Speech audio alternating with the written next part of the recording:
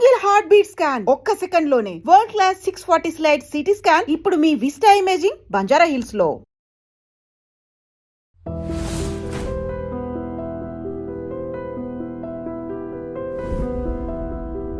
నమస్తే, నేను Kavitha. Welcome to I dream news and నిజాలు. తమిళనాడులో కంప్లీట్గా వెస్ట్ బెంగాల్లో ఫస్ట్ ఫేజ్లో జరిగినటువంటి పోలింగ్ అనేది పర్సంటేజెస్ విపరీతంగా పెరిగాయి. గతంలో జరిగినటువంటి ఎన్నికలతో పోలిస్తే భారీగా ఓటర్ల నమోదు జరిగింది. ఇందులోనూ ప్రధానంగా స్పెషల్ ఇంటెన్సివ్ రివిజన్ జరిగిన తర్వాత ఓటర్లను తొలగించారు అనేటువంటి ఆందోళనలు వచ్చిన తర్వాత కూడా 93 and 96 పోల్ పర్సంటేజ్ నమోదవడంతో పాటుగా నెంబర్స్ కూడా అక్యురేట్గా ఉన్నాయి అనేటువంటి మాటలు కూడా వినిపిస్తున్నాయి. ఈ నేపథ్యంలోనే నెక్స్ట్ గవర్నమెంట్స్ ఏవి ఫామ్ చేయబోతున్నాయి, మార్పు ఏదైనా ఉంటుందా అనేటువంటి అంచనాలు, విశ్లేషణలు కూడా వస్తున్నాయి. ఓవరాల్గా ఈ హైయెస్ట్ పోల్ పర్సంటేజ్ దేనికి సంకేతం? మనతో పాటుగా ఉన్నారు సీనియర్ జర్నలిస్ట్ సురేష్ కొచ్చతిల్ గారు. సార్ నమస్తే. మనం గతంలో మాట్లాడుకున్నప్పుడు స్పెషల్ ఇంటెన్సివ్ రివిజన్ వచ్చింది, మా దగ్గర ఉన్నటువంటి ఓటర్లందరినీ తొలగించేస్తున్నారు అనేటువంటి ఒక ఆందోళనలు. సార్ వెళ్ళిపోవాలి, అధికారులు మా దగ్గర ప్రవేశించొద్దు అని చెప్పినటువంటి ఆ రెండు స్టేట్స్లో కూడా నిన్న పోలింగ్ అనేది జరిగింది. సో ఆ pole percentage, voter turn out, absolute voters, ఈ లెక్కలు చూస్తే ఏమనిపిస్తుంది మీకు? ఇప్పుడు మనం ఎస్ఐఆర్ జరిగినప్పుడు వెస్ట్ బెంగాల్లో మనం చూసా ఆల్మోస్ట్ 1 కోటి మంది దాకా 97 lakhs దాకా తీసేశారు లిస్ట్ నుంచి. దాంట్లో 27 లక్షల మంది ఇంకా అడ్జుడికేషన్లో ఉన్నారు, కానీ వాళ్ళు ఈసారి ఓట్ చేయలేరు. కానీ అబ్సల్యూట్ నెంబర్ ఆఫ్ ఓటర్ చూస్తే, ఎందుకంటే west Bengal last time I think it was 6-7 ఫేజ్లో జరిగింది లాస్ట్ టైం. ఈసారి 2 ఫేజ్లు ఉన్నాయి. 157 సీట్లు ఈసారి ఓటింగ్ జరిగింది. సో అబ్సల్యూట్ నంబర్స్ పర్సంటేజ్ మనం చూడకూడదు, ఎందుకంటే పర్సంటేజ్ ఒక మిస్లీడింగ్ నెంబర్ ఉంటుంది. ఇప్పుడు మీరు 10% మందిని తీసేశారనుకోండి, ఇప్పుడు వెస్ట్ బెంగాల్లో 10% మందిని లిస్ట్ నుంచి తొలగించినప్పుడు ఆటోమేటిక్గా 10% ఎక్కువ అవుతుంది నెక్స్ట్ టైం. సో పర్సంటేజ్ మీ స్టాటిస్టికల్ పాసిబిలిటీ అనమాట. 100 is as to 80 is as to 90 is as to what అని వస్తుంది. So obviously it will increase, number increase అవుతుంది, బికాజ్ మీరు చిన్న బేస్ మీద ఆపరేట్ చేస్తున్నారు. అదన్నప్పుడు కూడా వెస్ట్ బెంగాల్లో ఈసారి ఫస్ట్ ఫేజ్లో జరిగిన ఎలక్షన్ 2021తో కంపేర్ చేస్తే అప్పుడు 3.1 crore 3 కోట్ల అని చెప్పొచ్చు, కొంచెం ఎక్కువ 3.1 crore. ఈసారి 3.3 crores, 3 crores 30 లక్షలు అని చెప్పొచ్చు. ఇక్కడ 3 కోట్లు 10 లక్షలు ఆ టైం ఇది జరిగింది ఈసారి. అంటే ఒక ఎక్సెస్గా ఒక almost 0.2 crores has increase 20 lakhs. తమిళనాడులో 4.9 crores ఈసారి ఓట్ చేశారు, లాస్ట్ టైం 4.6. తమిళనాడు కంప్లీట్గా ఈసారి అయిపోయింది ఎలక్షన్, ఫేజెస్ లేవు, ఒక్కటే ఫేజ్ ఉంది అక్కడ. అంటే 0.3 crores, అంటే 30 లక్షల మంది ఎక్కువ ఓటేశారు ఈసారి. కానీ తమిళనాడులో మనం పక్కన పెట్టి ఫస్ట్ వెస్ట్ బెంగాల్ చూద్దాం, ఎందుకంటే వెస్ట్ బెంగాల్లో ఫస్ట్ ఫేజ్లో జరిగిన దాంట్లో చాలా మటుకు మైనారిటీ డామినేటెడ్ కాన్స్టిట్యున్సీస్ ఉన్నారు. ఈ మైనారిటీ డామినేటెడ్ కాన్స్టిట్యున్సీ మనకు తెలుసు మోస్ట్లీ తృణమూల్కి ఫేవర్ చేస్తారు. వెస్ట్ బెంగాల్ హిస్టరీ ఎలక్షన్ చూస్తే కూడా మమతా బెనర్జీ ఏ రోజు కాంగ్రెస్ నుంచి బయటకు వచ్చి తృణమూల్ కాంగ్రెస్ ఫామ్ చేసిందో, ఆమె ఫస్ట్ ఏమి ఉండే అంటే వెస్ట్ బెంగాల్లో ఉన్న సిపిఎం వాళ్ళ ఓట్ తీసుకెళ్ళిపోవాలని ఆమె సరిగా కష్టపడేది 10 సంవత్సరాలు. 2001 నుంచి షీ రియలీ వర్క్డ్ హార్డ్. 2011 వచ్చిన దాకా ఆమె కొంచెం రిజల్ట్ రావడం మొదలుపెట్టింది. తో ఫస్ట్ కమ్యూనిస్ట్ పార్టీ ఓట్లు, తర్వాత కాంగ్రెస్ ఓట్లు తీసుకెళ్ళిపోయారు. సో మమతా బెనర్జీ 2011, 2016, 2021 3 సార్లు గెలిచింది ఆమె ఎప్పుడు ఆమె ఓట్ పర్సంటేజ్ మీరు చూస్తే తృణమూల్ కాంగ్రెస్ది 40-41%, 40-41 ఇదే ఉంటుంది, ఎప్పుడు మార్చలేదు. అదే టైంలో బీజేపీ 2011లో వాళ్ళు 10% ఉండే వాళ్ళ ఓట్ పర్సంటేజ్, 10%. అంటే మిగతా 30 ఆల్మోస్ట్ 20-25% కమ్యూనిస్ట్ అండ్ కాంగ్రెస్ వాళ్ళ దగ్గర ఉండే. ఇది మమతా బెనర్జీ తీసుకెళ్ళిన తర్వాత కూడా, మమతా బెనర్జీ 40% తీసుకెళ్ళిన తర్వాత కూడా కాంగ్రెస్ కమ్యూనిస్ట్ వాళ్ళు 2016 ఎలక్షన్లో వాళ్ళు కొంచెం మెయింటైన్ చేసుకున్నారు, 2011లో కూడా మెయింటైన్ చేసుకున్నారు. కానీ 2016కి వచ్చేదాకా బీజేపీ వాళ్ళ గ్రాఫ్ క్లైంబ్ చేయడం మొదలుపెట్టింది. ఫస్ట్ బీజేపీ ఏం చేశారంటే ఈ కమ్యూనిస్ట్ వాళ్ళది కాంగ్రెస్ వాళ్ళు ఓట్ అంతా తీసుకెళ్ళిపోయారు. అంటే యాంటీ మమతా బెనర్జీ ఓట్స్, సిపిఎంలో ఉన్నది మమతాకి వెళ్ళలేని ఓట్స్ బీజేపీకి వచ్చేసింది. అప్పుడే మీకు తెలిసిపోతుంది కమ్యూనిస్ట్ పార్టీ వాళ్ళ లాయల్టీ అంతా చాలా థిన్గా ఉండేదనేది. మీరు ఇదే కంపారిజన్ కేరళతో చేస్తే అక్కడ కమ్యూనిస్ట్ పార్టీ అంటే ఫ్యామిలీ ఓట్ వేస్తారు, అంటే వాళ్ళ గ్రాండ్ ఫాదర్ కొడుకు లేకుంటే కూతురు అట్లా కంటిన్యూస్ ఉంటుంది అనమాట. అమ్మగారు కూడా ఉండొచ్చు నడుమి. యాక్చువల్గా రాజకీయాల్లో ఆ లెగసీ అనేది ఉంటుంది, ఓటర్లలో కూడా అదే కంటిన్యూ అవుతుంది, లాయల్టీ అంటారు అది. మీరు బిలీవ్ చేయరు, కేరళలో కొన్ని గ్రామాలు ఉన్నాయి, అక్కడ ఆల్మోస్ట్ 2016 దాకా బీజేపీ క్యాండిడేట్ కూడా అక్కడ నామినేషన్ కూడా వేయలేరు, అట్లాంటి పరిస్థితి ఉంటాయి. అక్కడ రాసి పెడతారు కమ్యూనిస్ట్ విలేజ్ ఇది, ఓకే, ఎక్కడ మీరు రాకూడదు అంతే. మీరు వెళ్ళి ఓటేస్తే, మీరు వెళ్ళి నామినేషన్ కూడా వేస్తే మీకు కాలు చేతులు ఉండవు, అట్లాంటి పరిస్థితి ఉంటుంది, చంపేస్తారు అది. ఆ పరిస్థితి నుంచి ఇప్పుడు చూడండి బీజేపీ ఈవెన్ కണ്ണూరు లాంటి ప్లేస్ కూడా వాళ్ళు కొన్ని పంచాయత్ సీట్లు మున్సిపల్ సీట్లు గెలిచారు వాళ్ళు, అంత స్ట్రాంగ్ హోల్డ్ అనమాట. కానీ కేరళలో డైల్యూషన్ జరగట్లేదు ఎక్కువ, ఇప్పుడు కూడా చాలా మటుకు కమ్యూనిస్ట్ పార్టీలో ఉన్న వాళ్ళు ఇంకా కమ్యూనిస్ట్ పార్టీలో ఉన్నారు అక్కడ. దానికోసం కమ్యూనిస్ట్ పార్టీ కాంగ్రెస్ అంటే ఎల్డీఎఫ్ యూడీఎఫ్ అని గెలుచుకుంటూ వస్తారు అక్కడ. కానీ వెస్ట్ బెంగాల్లో కంప్లీట్గా వైప్అవుట్ అయిపోయారు. ఇప్పుడు కమ్యూనిస్ట్ పార్టీ అనే పార్టీ లేదు. ఇన్ఫ్యాక్ట్ నిన్న రాహుల్ గాంధీ గారి స్పీచ్ చూస్తే లాస్ట్లో ఆయన ఒక స్టేట్మెంట్ కూడా ఇచ్చారు, కావాలని చెప్పి టీఎంసీ మమ్మల్ని బయటికి తోసేయడానికి, సిపిఎం బయటికి తోసేయడానికి మమ్మల్ని వాళ్ళ ఓట్లంతా బీజేపీకి ఇచ్చేస్తున్నారు అని. అది కాదు యాక్చువల్లీ. సిద్ధార్థ శంకర్ రే, డాక్టర్ బీసీ రావు ఇట్లాంటి పెద్ద పెద్ద నేతలు ఉన్న కాంగ్రెస్ పార్టీ ఇవాళ వెస్ట్ బెంగాల్లో జీరో అయిపోయారు. ఫస్ట్ కమ్యూనిస్ట్ వాళ్ళు తీసుకెళ్ళిపోయారు మొత్తం ఓట్లు వాళ్ళది, అప్పుడు కూడా కొంచెం వాళ్ళు ఒక 10% దాకా వాళ్ళ దగ్గర ఉండే, మోస్ట్లీ ముస్లిం ఓట్ బ్యాంక్. ఈసారి కూడా ముస్లిం ఓట్ బ్యాంక్ మమతా బెనర్జీతోనే వెళ్తున్నారు. బీజేపీ ఎప్పుడు ఒక హోప్ ఏమిటంటే, మేము కాంగ్రెస్ వాళ్ళ ఓటు తీసుకున్నాము కానీ మాకు ఒక ఏంటి ఎక్స్పెక్టేషన్ ఏంటంటే కాంగ్రెస్ ఓట్ పెరిగితే బాగుంటుంది, that will be Muslim oats which will come from Mamata Banerjee party. కానీ అది జరగట్లేదు, Mamata Banerjee party Muslim vote bank retain చేసుకుంటున్నారు. ఈ పరిస్థితిలో ఉన్నప్పుడు మనం ఈసారి జరిగిన డిలీషన్ చూడాల్సింది కవిత గారు. In fact I was looking at the total votes చూస్తున్నాను, ఎన్ని ఓట్లు పడ్డది. ఒకవైపు నుంచి చూస్తే మనం చాలా మట్టుకు మీరు వెస్ట్ బెంగాల్లో ఈసారి కూచ్ బిహార్ తీసుకోండి, which is again BJP strong hold, కానీ అక్కడ డిస్ట్రిక్ట్ నడియా, అక్కడ కూడా కమ్యూనిస్ట్ పార్టీ తృణమూల్ కాంగ్రెస్ కొంచెం పట్టుంది, బీజేపీ కూడా ఉంది. అక్కడ ఈసారి 96% vote, 96% minority dominate. Alipurduar which is BJP stronghold, అక్కడ 92%, ఇది నార్త్ 24 పర్గనాస్లో వస్తుంది. Jalpaiguri again stronghold of BJP అన్నమాట, అక్కడ కూడా ఫేజ్ 1లో ఇప్పుడు 94%. ఆలోచించండి, మన యావరేజ్ 92 అని చూస్తున్నాం, కానీ Kalimpong which is a part of Darjeeling Siliguri ఆ ఏరియాలో అక్కడ కొంచెం తక్కువ 83 పడ్డది. డార్జిలింగ్ ఇస్ 88. ఉత్తర్ దినాజ్పూర్ అగైన్ హుగ్లీ దగ్గర ముస్లిం స్ట్రాంగ్ హోల్డ్ 94%.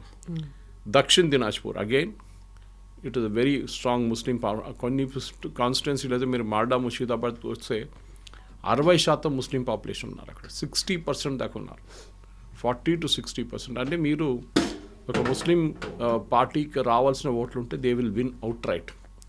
దానికి మీరు చూసిన మమతా బెనర్జీ పార్టీ 126 స్థానాలు around Calcutta, south Parganas, north Parganas మొత్తం క్యాల్కులేట్ చేస్తే 126 స్థానాల్లో వారు మినిమం 80 సీట్లు గెలుస్తున్నారు ఎప్పుడు. అక్కడి నుంచి వాళ్ళ సాలిడ్ బేస్ ఉందన్నమాట.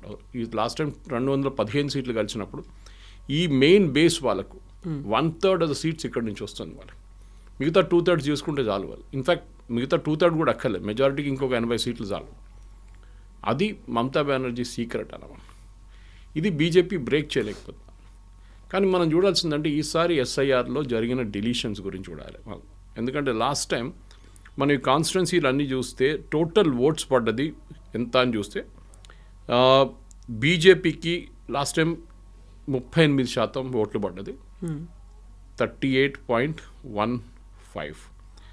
తృణమూల్ కాంగ్రెస్కి ఏమో అది 48.48 అని పెట్టుకోవచ్చు. That is the total number of votes fold అన్నమాట. కానీ అది ఉన్నప్పుడు కూడా మనం ఈసారి జరిగిన డిలీషన్స్ చూస్తే కవిత గారు, ఈ టోటల్ డిలీషన్స్ యావరేజ్ తీస్తే ఈ మైనారిటీ డామినేటెడ్ కాన్స్టిట్యున్సీలో అరౌండ్ 20,000 ఓట్లు, ప్రతి కాన్స్టిట్యున్సీలో 20,000 ఓట్లు డిలీట్ అయినాయి. ఇప్పుడు చూడాల్సింది ఏంటంటే మార్జిన్ లాస్ట్ టైం ఉన్న విన్నింగ్ లూజింగ్ మార్జిన్ చూసుకుంటే 20,000 ఓట్ల కన్నా తక్కువ మార్జిన్లో గెలిచిన క్యాండిడేట్ ఉంటే they are in a very bad shape. వాళ్ళకి ఈసారి ఎలక్షన్ చాలా డేంజర్ ఉంటుంది వాళ్ళ వైపు అనమాట. అదే టైంలో మీరు చూస్తే ఈ బీజేపీ వీళ్ళ నడిమిట్లో ఉన్న డిఫరెన్స్ కూడా మనం చూడాల్సి వస్తుంది. ఎంత వచ్చింది లాస్ట్ టైం, ఎంత బీజేపీకి వచ్చింది, ఎంత వీళ్ళకి వచ్చింది అనమాట. సో ఈసారి మనం చూస్తాం ఈ ఇంటెన్సివ్ రివిజన్ తర్వాత చాలా మటుకు వెస్ట్ బెంగాల్లో ఈ Matua community which is a Hindu scheduled caste community, వీళ్ళు బంగ్లాదేశ్ నుంచి వచ్చారు. వాళ్ళకేం జరిగిందంటే 2011లోకి వాళ్ళ సిటిజన్షిప్ లేకుండే, దానికన్నా ముందు కూడా లేకుండే. ఒకసారి సిఐఏ పాస్ చేసినప్పుడు, సిటిజన్షిప్ అమెండ్మెంట్ యాక్ట్ పాస్ చేసినప్పుడు వాళ్ళకు ఒక అష్యూరెన్స్ ఏమి ఇచ్చారంటే మీకు సిటిజన్షిప్ ఇచ్చేస్తాము.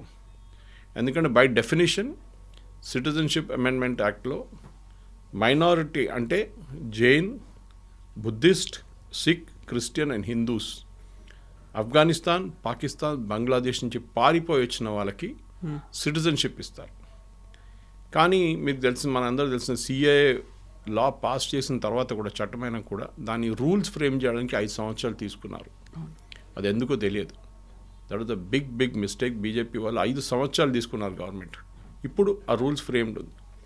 చాలా మటుకు మటువా కమ్యూనిటీలో ఉన్న లీడర్స్, ఒక లీడర్ అయితే I think he's the part of the union cabinet also, వాళ్ళది ఠాకూర్ కమ్యూనిటీ వాళ్ళు. వాళ్ళ వైపు నుంచి ఫస్ట్ బీజేపీకి ఓటేశారు. మీరు చూస్తే 2014 ఎలక్షన్ తర్వాత 2000 మోదీ గారు గెలిచిన ఎలక్షన్, 2019 వచ్చినప్పుడు బీజేపీకి మెజారిటీ 18 సీట్స్ అక్కడి నుంచి వచ్చాయి. వీళ్ళ ఓట్లతో వచ్చింది లోక్సభకి. ఎప్పుడైనా కానీ బీజేపీకి సపోర్ట్ ఉండే మతువా కమ్యూనిటీకి ఈసారి కూడా మొత్తం సిటిజన్షిప్ ఇవ్వలేదు. ఐ థింక్ అప్రాక్సిమేట్లీ అరౌండ్ 10 నుంచి 15% మందికి ఎప్పుడు కూడా సిటిజన్షిప్ వచ్చింది. కానీ అమిత్ షా గారు అష్యూరెన్స్ ఇచ్చారు, no we will give you citizenship 100% అని చెప్పి. చాలామందికి ఎస్ఎంఎస్ఎస్ కూడా వచ్చినాయి. That is after election. ఈసారి మీరు ఓటు వేయలేకపోతారు, కానీ నెక్స్ట్ టైం 100% మీకు ఓటు ఉంటుంది. వీళ్ళందరిలో ఒక భయం ఏముందంటే కవిత గారు, అది I was listening to Shekhar Gupta గారు, he was giving a very interesting analogy. అంటే ఈ బంగ్లాదేశ్ నుంచి మీరు ఈ ఫామ్ ఫిల్అప్ చేస్తున్నప్పుడు సిటిజన్షిప్ అమెండ్మెంట్ యాక్ట్లో మీ అడ్రస్ చెప్పాల్సి వస్తుంది, బంగ్లాదేశ్ నుంచి ఎక్కడి నుంచి వచ్చారు మీరని. ఓకే, సపోజ్ మీకు సిటిజన్షిప్ రాకపోతే మిమ్మల్ని తీసి పంపించేస్తారు. దిస్ ఈజ్ ద ఫియర్ అన్నమాట. కానీ హిందూ కమ్యూనిటీగా ఫియర్ ఉండకూడదు, ఎందుకంటే వాళ్ళు అక్కడి నుంచి పారిపోయారు వచ్చారంటే వాళ్ళకి ఆటోమేటిక్ సిటిజన్షిప్ వచ్చేస్తుంది. అది మైనారిటీలుగా ఉన్నారు కాబట్టి, minority as much as Hindu, Jain, Sikh, Parsi, Christian, Muslim లేదు. There is no Muslims. దానికోసం కదా కాంగ్రెస్, ఎంఐఎం ఇంత పెద్ద గొడవ చేశారు. పాకిస్తాన్లో ఉన్న ముస్లింని అక్కడున్న గవర్నమెంట్ ఎందుకు హరాస్ చేస్తారు? వాళ్ళు చేయరు కదా. బంగ్లాదేశ్లో ఉన్న ముస్లింని అక్కడున్న గవర్నమెంట్ హరాస్ చేయరు, హిందువుని చేస్తున్నారు. దానికోసం వాళ్ళకి గవర్నమెంట్ ఆఫ్ ఇండియా అంటున్నారు. ఇన్ఫ్యాక్ట్ ఫస్ట్ టైం ఈ కాన్సెప్ట్ ప్రపోజ్ చేసింది మోహన్ దాస్ కరమ్చంద్ గాంధీ.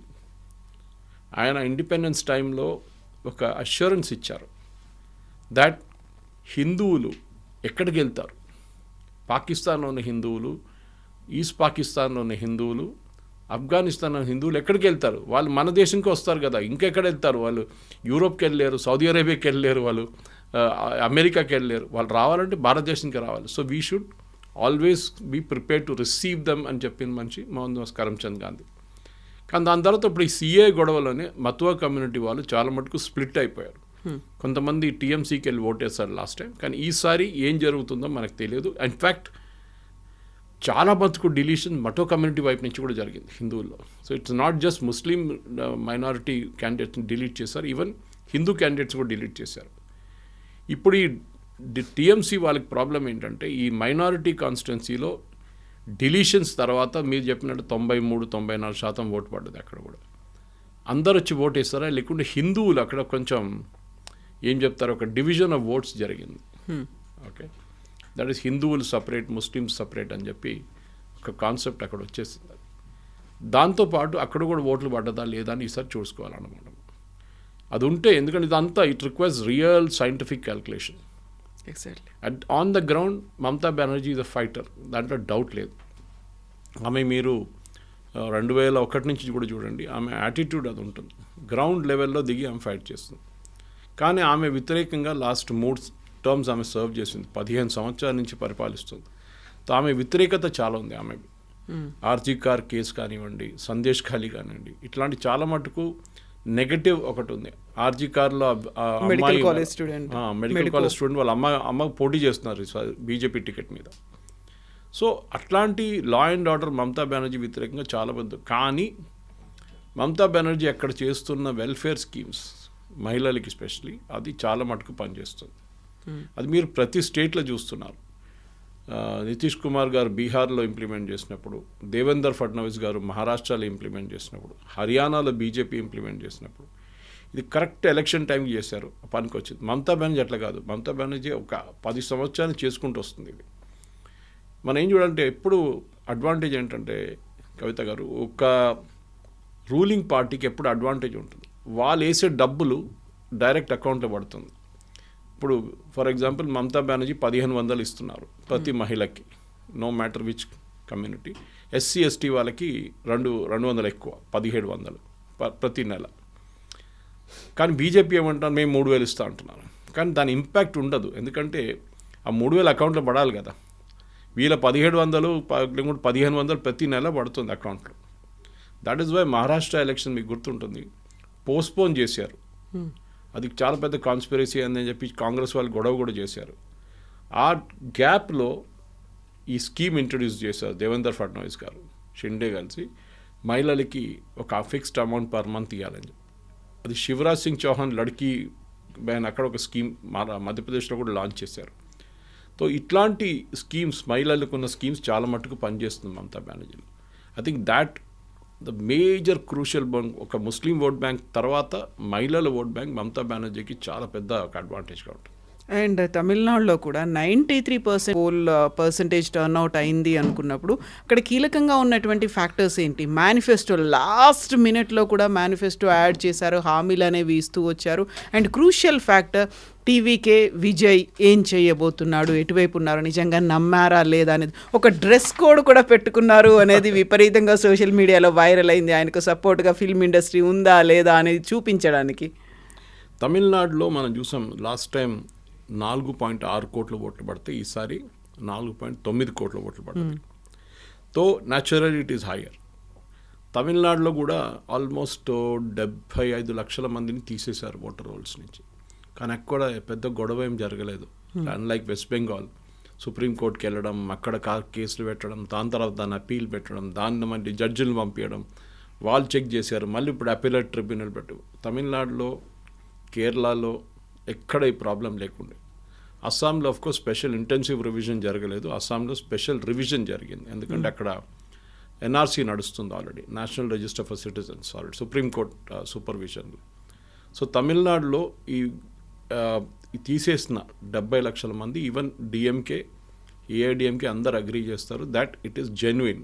చనిపోయిన వాళ్ళు, permanently migrated and duplicate voters వీళ్ళు ఉన్నారు, మేము అంగీకరిస్తున్నాం. అన్ని పార్టీలు అన్నారు. ఏందో ఇనిషియలీ స్టాలిన్ పెద్ద గొడవ చేశారు ఫస్ట్. ఇన్ఫాక్ట్ కేరళలో అన్నిటికంటే తక్కువ 18 లక్షలే డిలీషన్. సో అక్కడ ప్రాబ్లం లేదు. కానీ ఈసారి మీరు చెప్పినట్లు ఇంట్రెస్టింగ్ కాంటెస్ట్ ఏంటంటే, ఒకటి తమిళనాడులో ఎప్పుడు ఒకసారి డిఎంకే గెలుస్తే నెక్స్ట్ ఏఐడిఎంకే గెలుస్తే నెక్స్ట్ డిఎంకే, ఇది ఆల్టర్నేట్ అవుతూ ఉంటుంది. స్టాలిన్ గెలిచి ఇప్పుడు ఈసారి వచ్చిన తర్వాత కూడా ఫస్ట్ టైం ఒక ఛాలెంజ్ ఆయనకి ఏంటంటే, ఒకటి ఏఐడిఎంకే నుంచి కొంచెం రిన్యూడ్ ఎనర్జీ వాళ్ళకి వైపు నుంచి వచ్చిందన్నమాట. పళనిస్వామికి ఇప్పుడు దాకా ఓపీఎస్ గారు ఉన్నప్పుడు దాకా ప్రాబ్లం ఉండే, వాళ్ళ నడిమిట్లోనే పార్టీ స్ప్లిట్ అవుతుండే, పార్టీ లోపల చాలా గొడవ ఉండే. సో ఓపీఎస్ గారు he has left join DMK alliance. ఇప్పుడు తమిళనాడులో మీరు చూస్తే major parties of course DMK, AIADMK, వాళ్ళతో ఇటువైపు కాంగ్రెస్, అటువైపు బీజేపీ. వీళ్ళ నడిమిట్లో కూడా మీరు చూస్తే ఓటింగ్ పర్సంటేజ్ చాలా నేరోగా ఉంది ఇప్పుడు కొన్ని సంవత్సరాల్లో, లాస్ట్ 2 ఎలక్షన్స్లో, 2 ఎలక్షన్స్లో. కానీ లోక్సభ ఎలక్షన్స్కి ఒక నెంబర్ వస్తుంది, అసెంబ్లీ ఎలక్షన్స్కి ఇంకో నెంబర్ వస్తుంది. అది ఆబ్వియస్ అంతే. లోక్సభకు వచ్చినప్పుడు మోదీ గారికి ఓటేస్తారు, అక్కడ వచ్చినప్పుడు దాన్ని it goes to the local level అనమాట, రీజనల్ పార్టీ వైపే ఉంటారు అని. ఎందుకంటే మనం చూస్తాం ఇటువైపు మీకు అన్బమణి రామదాస్ వాళ్ళ పార్టీ ఇటువైపు ఉంటే, అటువైపు వీసీకే ఉన్నారు, షెడ్యూల్ కాస్ట్ వాళ్ళ మైనారిటీ దళిత్ పార్టీ ఉంటుంది. అదే టైంలో కాంగ్రెస్ వైపు నుంచి ఉన్న పార్టీలు చూస్తే ఇటువైపు బీజేపీ వెళ్ళి హిందూ ఓట్లు తీసుకొస్తారు వాళ్ళు.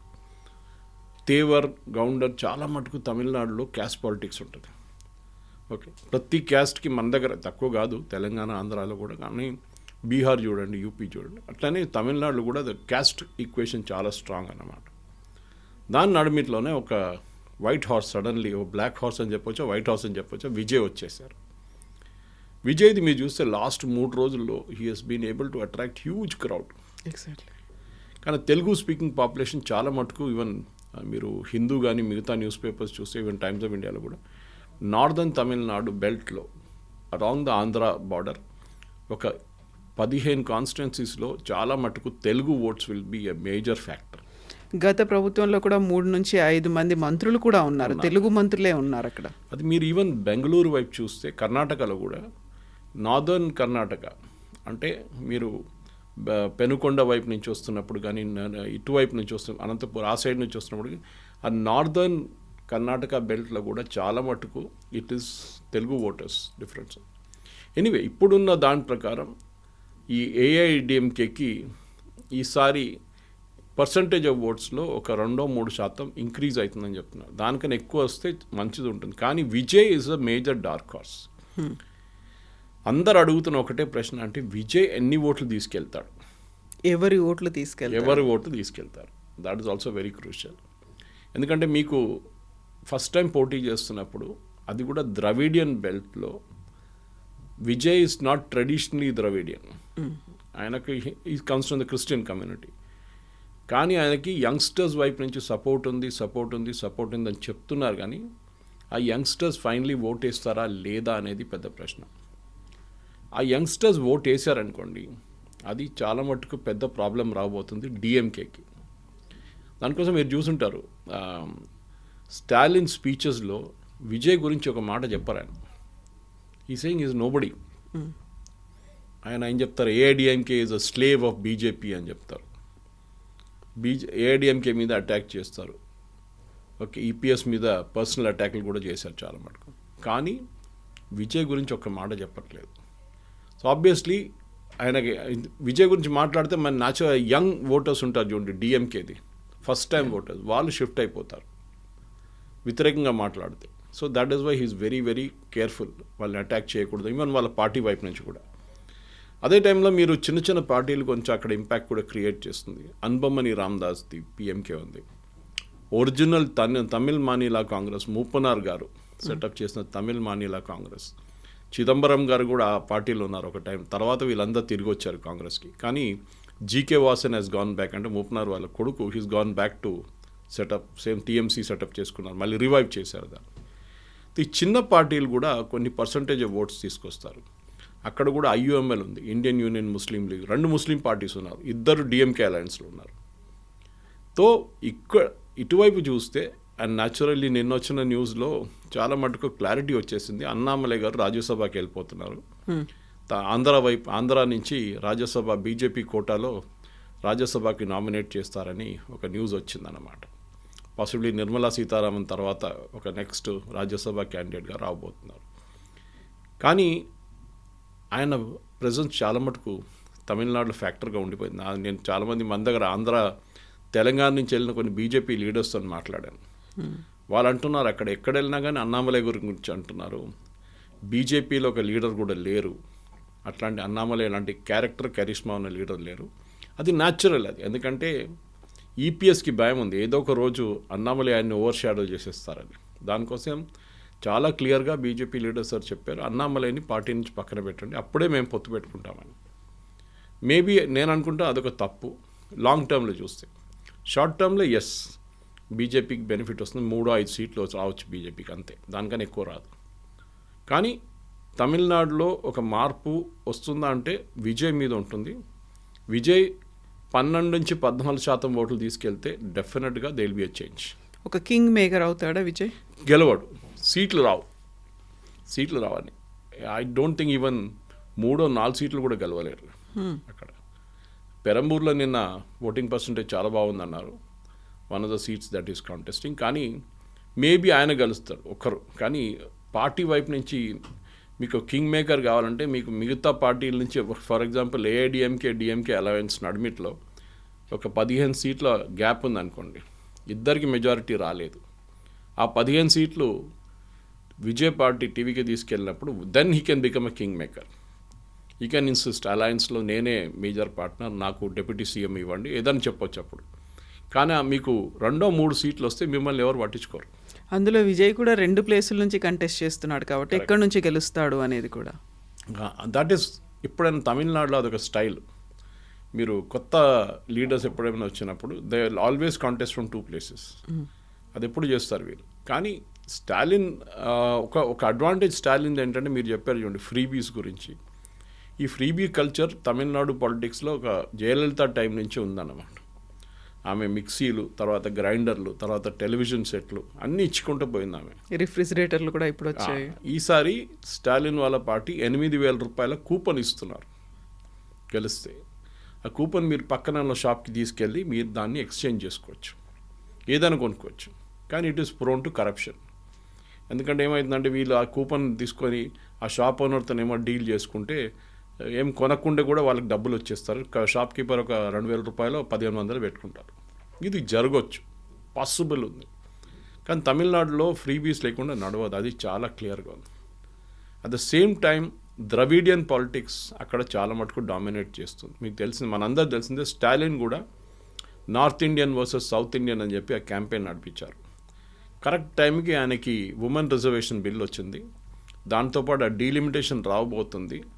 తమిళనాడులో ఉన్న సీట్లు తగ్గిపోతుంది, నార్త్ ఇండియా, యూపీ, బీహార్లో సీట్లు పెరుగుతుంది అని చెప్పి బ్లాక్ షర్ట్ వేసుకొని ప్రొటెస్ట్ చేశారు, మీరు చూసారు. దీన్ని బ్లాక్ బిల్ అని కూడా అన్నారు ఆయన. సో అదొక టైం. కానీ అది ఫైనల్ ఎలక్షన్లో ఇంపాక్ట్ అవుతుందంటే అంత పెద్ద ఇంపాక్ట్ ఉండదు. ఎందుకంటే కరెక్ట్ టైంగా బిల్లు కూడా లోక్సభలో పాస్ కాలేదు. కానీ point is not that. Point ఏంటంటే తమిళనాడులో మీరు గెలవాలంటే మీరు యాంటీ హిందీ యాటిట్యూడ్ తీసుకోవాలి కంపల్సరీ. అది అన్నాదొరై టైం నుంచి ఉంది. అది ఆ 60s, 70sలో యాంటీ హిందీ అజిటేషన్. అప్పుడు కాంగ్రెసే ఉండే సెంట్రల్ గవర్నమెంట్లో, కాంగ్రెస్ వ్యతిరేకత ఉండే అజిటేషన్. ఒక టైంలో బీజేపీ డిఎంకేలో ఉన్నారు అలయన్స్తో పొత్తుతో, ఇది గుర్తుంటుంది. అట్లాంటి పరిస్థితుల్లో ఇప్పుడు ఈ యాంటీ హిందీ యాటిట్యూడ్ తీసుకొచ్చి మీరు బీహార్ నుంచి, యూపీ నుంచి వాళ్ళ లీడర్స్ని తీసుకొచ్చి తమిళనాడుకు తీసుకొస్తున్నారు. తమిళనాడులో లీడర్ లేరు ఆ బీజేపీకి అని చెప్పి చాలా పెద్ద. కానీ మోదీ గారి ర్యాలీస్ చూస్తే మీరు చాలా బాగా రెస్పాన్స్ వాస్ ట్రెమెండస్, లేదని చెప్పలేము మనం. సరే ఆ క్రౌడ్ అగైన్ ఫైనలీ ఓట్లో ట్రాన్స్లేట్ అవుతారా లేదా, that is a different question again. కానీ కోయంబత్తూర్ లాంటి ప్లేస్లో, ఈరోడ్, సేలం లాంటి ప్లేస్లో పాసిబ్లీ ఇంపాక్ట్ ఉండొచ్చు. కానీ ఓవరాల్ చూస్తే వెస్ట్ బెంగాల్, తమిళనాడులో, అండ్ వెస్ట్ బెంగాల్ ఇంకా మొత్తం కాలేదు కదా, ఇంకా హాఫ్ ఇంకా. కానీ వెస్ట్ బెంగాల్లో చూడండి, will come back from Tamil Nadu to west Bengal again. నేను క్లోజ్ చేసే ముందు ఒక పాయింట్ చెప్పాలి. అమిత్ షా గారు 15 రోజుల నుంచి వెస్ట్ బెంగాల్లో ఉన్నారు, ఇంకొక 5 రోజులు ఉంటారు బహుశా. ఎప్పుడు కూడా ఆయన ఇంత టైం స్పెండ్ చేయలేదు ఎక్కడ. బీహార్ ఎలక్షన్లో కూడా వారం పాటు ఉన్నారు, వారం 10 రోజులు ఉన్నారు. బట్ ఈ కెప్ట్ కమింగ్ అండ్ గోయింగ్ కంటిన్యూస్గా అక్కడ కూర్చో, ఇది అక్కడే ఉన్నారు. అంటే వెస్ట్ బెంగాల్ని బీజేపీ ఒక అల్టిమేట్ ఫ్రాంటియర్గా చూస్తున్నారు. మేము అక్కడ అన్నీ కలిసేసాం, నార్త్ ఈస్ట్, ఆ తర్వాత అక్కడ కూడా యూపీ, బీహార్, జార్ఖండ్ ఒకటి నడిమిట్లో మిగిలిపోయింది, అది కూడా ఏదో రోజు పడిపోతుంది. మహారాష్ట్ర, మధ్యప్రదేశ్, ఛత్తీస్గఢ్, అస్సాం, ఒడిశా, ఫైనల్ ఫ్రాంటియర్గా మిగిలిపోయింది వెస్ట్ బెంగాల్ ఒకటి. అండ్ అక్కడ Mamata Banerjee the principal enemy. కాంగ్రెస్కి, సిపిఎంకి అసలు దర్స్ నో ఛాన్స్ అని చెప్పచ్చు. సో బీజేపీ ఏంటంటే ఇప్పుడైతే వాళ్ళు ప్రిన్సిపల్ ఆపోజిషన్ లీడర్గా ఉన్నారు, 77 సీట్లు వచ్చినాయి లాస్ట్ టైం. కానీ ఇంకా ఈసారి వాళ్ళు 277 నుంచి 120 దాకా తీసుకొస్తారా, అది చూడాల్సింది. అదంతా ఎస్ఐఆర్ ప్రాసెస్లో ఎన్ని ఓట్స్ డిలీట్ అయింది, ఆ deletion of number of votes చాలా క్రూషియల్గా ఉండిపోతుంది. ఈసారి మార్జిన్ ఆఫ్ విక్టరీ నేరో ఉంటుంది. 2,000, 3,000, 2,000, 3,000 నోట్లో అక్కడిక్కడ ఓట్లు మారుతాయి. సో మీకు బహుశా ఒక ఫస్ట్ 10 to 15 రౌండ్స్ మీకు నార్మల్ ఉంటుంది, 20 రౌండ్లు ఉన్న కౌంటింగ్లో. ఆ లాస్ట్ 5 రౌండ్స్ చాలా క్రూషియల్గా ఉండిపోతాం. సో మనం 4వ తారీఖు పొద్దున అనలైజ్ చేసినప్పుడు ఈ ఫ్యాక్టర్ చాలా క్రూషియల్గా ఉంటుంది మన వెస్ట్ బెంగాల్. తమిళనాడులో ఆ ప్రాబ్లం లేదు. తమిళనాడులో it will go one way or the other way. ఎందుకంటే అక్కడ చాలా క్లియర్, గౌండర్లు ఈ ఏరియాలో ఉన్నారు, వన్యార్స్ ఈ ఏరియాలో ఉన్నారు, చెట్టియార్స్ ఈ ఏరియాలో ఉన్నారు, బ్రాహ్మిన్స్ ఎక్కువ లేరు అనుకోండి, చిన్న కమ్యూనిటీ, దళిత్స్ ఈ ఏరియాలో ఉన్నారు. సో వాళ్ళకి చాలా మటుకు డివిజన్ ఆఫ్ క్యాస్ట్ కమ్యూనిటీ చాలా క్లియర్ అక్కడ. కానీ వెస్ట్ బెంగాల్లో అది కాదు. వెస్ట్ బెంగాల్లో minority and bhadralok and Hindu voters, ఇది 3 సపరేట్ ఉంది. అఫ్ కోర్స్ నార్త్ బెంగాల్లో గోర్ఖాల్యాండ్ ప్రాబ్లం ఉంది, అది అమిత్ షా గారు నేను సార్ట్అవుట్ చేసుకుంటాను, అంత పెద్ద ఇష్యూ కాదని చెప్పారు. కానీ ఓవరాల్గా చూస్తే ఐ థింక్ తమిళనాడు కన్నా నాకు వెస్ట్ బెంగాల్ చాలా ఇంట్రెస్టింగ్గా. And at the same time women reservation bill, ఆ తర్వాత డీలిమిటేషన్కి సంబంధించి అది ఓడిపోయిన తర్వాత, వీగిపోయిన తర్వాత అది ప్లస్గా ఎవరికి అవుతుంది, ఎవరికి మైనస్ అవుతుంది అనే దాని మీద ఈ రెండు స్టేట్స్ మీదే ప్రెస్టీజియస్గా పెట్టుకున్నాయి అటు బీజేపీ వర్సెస్ రీజనల్ పార్టీస్ అనేది. సో వాళ్ళంతా ఎటువైపు వెళ్ళారు, నిజంగా ఇంపాక్ట్ ఉందా లేదా అనేది కూడా. మీరు చూడాలంటే నేను ఒరిస్సా ఒక ఎగ్జాంపుల్ తీసుకుంటాను కవిత గారు. బీజు పట్నాయక్, ఆయన తర్వాత నవీన్ పట్నాయక్, 3-4 సార్లు గెలిచారు నవీన్ పట్నాయక్. ఐ థింక్ ఈ was longest serving CM after Jyoti Basu or before Jyoti, కొంచెం అక్కడెక్కడ డిఫరెన్స్ ఉంది అంతే. అక్కడ బీజేపీ ఎక్కడ లేకుండా ఒక టైంలో they was no chance Naveen Patnaik ఈసారి కూడా గెలుస్తారనుకున్నాను. కానీ ఆయన ఓల్డ్ ఏజ్, ఆయన హెల్త్ ప్రాబ్లమ్స్ అన్నీ ఉన్నాయి. దాని తర్వాత ఆయనకి ఎవరు వారసత్వం ఎవరు లేరు తీసుకెళ్ళడానికి ముందుకు. ఆ పరిస్థితుల్లో కూడా చూడండి, ఆయన బీజేపీ అక్కడ చాలా మెథాడికల్గా ఎలక్షన్ క్యాంపెయిన్ నడిపించారు, ఆయన గెలిచారు కూడా. ధర్మేంద్ర ప్రధాన్ అనుకున్నారు నేను ముఖ్యమంత్రి కాబోతున్నా అనుకున్న, ఆయన లీడ్ చేసిన క్యాంపెయిన్ తర్వాత కొత్త ముఖ్యమంత్రిని తీసుకొచ్చి బీజేపీ పెట్టారు. స్ట్రాటజీ చాలా క్లియర్, మీరు పని చేయండి, yes you will be rewarded, no doubt about it. కానీ మీరు ముఖ్యమంత్రి పదవి నాకు కావాలంటే చూడండి, హర్యానాలో, ఛత్తీస్గఢ్లో రమణ్ సింగ్ తీసుకోలేదు, హర్యానాలో కూడా it turn out be other way, మధ్యప్రదేశ్లో శివరాజ్ సింగ్ చౌహాన్ పక్కన పెట్టారు, ఢిల్లీలో కూడా అలాగే, ఢిల్లీలో రేఖా గుప్తా, అండ్ రాజస్థాన్లో విజయరాజ్ సింధియా, ఆమెను కూడా పక్కన పెట్టేశారు. సో లాస్ట్ మినిట్లో డెసిషన్స్ అనేవి ఉంటాయి. వీళ్ళు సీఎం క్యాండిడేట్ అనేది ఎప్పుడు అనౌన్స్ చేయరు. అది ఇండియా ఫ్యామిలీ నుంచి వాళ్ళు పక్కన పెట్టేస్తారు రాజస్థాన్. సో బీజేపీ స్ట్రాటజీ అది, నెక్స్ట్ జనరేషన్ లీడర్స్ని లీడ్ చేయబోతుంది. ఇప్పుడు ఇవాళ కొత్త announcement, as we close the discussion, relevance లేదు కానీ రెలవెన్స్ ఉంది. నితిన్ నవీన్ గారు బీజేపీ చీఫ్ అనౌన్స్ చేశారు దట్ 2027 ఉత్తరప్రదేశ్ ఎలక్షన్ యోగి ఆదిత్యనాథ్ లీడర్షిప్లోనే ఉంటుందని చెప్పి చాలా క్లియర్గా చెప్పి, ఇది బీజేపీ యూజువల్లీ చేయరు. వాళ్ళు మోదీ గారు లీడ్ చేస్తారని చెప్తారు. ఈవెన్ మహారాష్ట్రలో చూడండి, they never set Fadnavis will lead the election. బీహార్లో నితీష్ కుమార్ విల్ లీడ్ అన్నారు, బీజేపీ వైపు నుంచి ఎవరు పేరు. కానీ ఉత్తరప్రదేశ్కి వచ్చినప్పుడు చాలా క్లారిటీగా, ఎందుకంటే 80 సీట్లు ఉన్నాయి లోక్సభ. అండ్ లాస్ట్ టైం బీజేపీకి అన్నిటికంటే పెద్ద ప్రాబ్లం వచ్చింది ఉత్తరప్రదేశ్లో, మహారాష్ట్ర తర్వాత. సో ఈసారి వాళ్ళ కన్సాలిడేట్ చేయబోతున్నారు. అఫ్కోర్స్ 3 కోట్ల మంది దాకా తీసేశారు ఎస్ఐఆర్ నుంచి, ప్రాసెస్ నుంచి. కానీ దెన్ ఆల్సో ఎవరికి అక్కడ ప్రాబ్లం లేదు. వెస్ట్ బెంగాల్ కన్నా ఆల్మోస్ట్ 3 times తీసేశారు, కానీ ఉత్తరప్రదేశ్లో కాంగ్రెస్ లేని, సమాజ్వాదీ పార్టీ ఎవ్వరు గొడవ చేయలేదు. So they accepted that fact. So అక్కడ కూడా మనం 2027 that will be the next election before 2029 final Lok Sabha election వచ్చే ముందు. Yes, so interesting. May 4th వరకు you'll wait, sir. Thank you so much. Thank you very much. Thank you. Subscribe iDream. And please subscribe to iDream. For more videos, subscribe to iDream. Please like, share and subscribe to the channel. Congratulations, iDream. Subscribe to iDream. Subscribe to iDream. So subscribe to iDream Media. iDream ki iDream team andarki huge congratulations. Please subscribe iDream Media. Please subscribe to iDream. Subscribe iDream. Please subscribe to iDream. iDream అంటే నా కళల ఛానల్ను subscribe చేసుకున్న నోరు తిరుగుతలేదు, మీరైతే గంట గుర్తు కొట్టండి. For more such videos, please subscribe to iDream. Subscribe to iDream. Please subscribe to iDream. Please subscribe iDream Media. Please do subscribe to iDream. Please subscribe to iDream Media. For best entertainment and information, please subscribe iDream. And don't forget to subscribe to iDream.